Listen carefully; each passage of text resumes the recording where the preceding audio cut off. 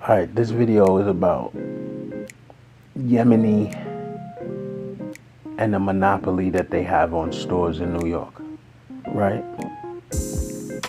Since I started this business, one of the things that I noticed is that Yemeni control all the stores in New York, literally. Like every corner you turn, a Yemeni owns a store. Now, upon like doing business with them, you start to learn the culture and things of that nature.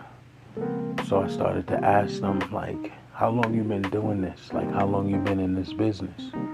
Some of my customers. And they would tell me since I was 6, 7, 8.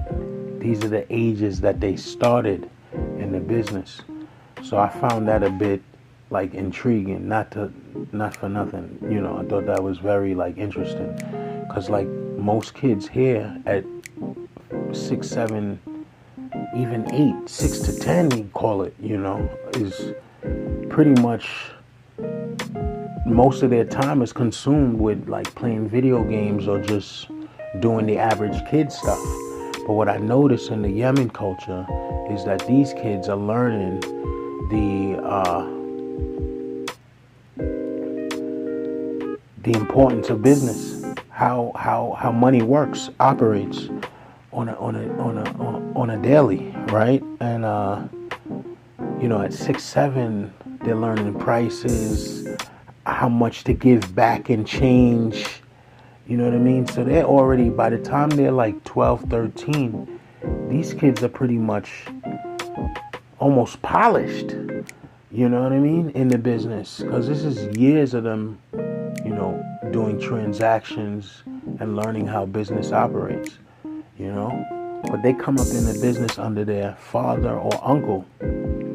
And, years later, you might see the same 6, 7, 8-year-old with his own store 10 years later.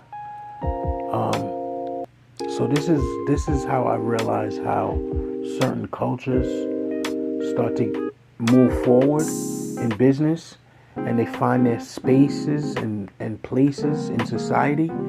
And man, I thought that was very interesting. That was one of the things that I noticed firsthand with the Yemeni.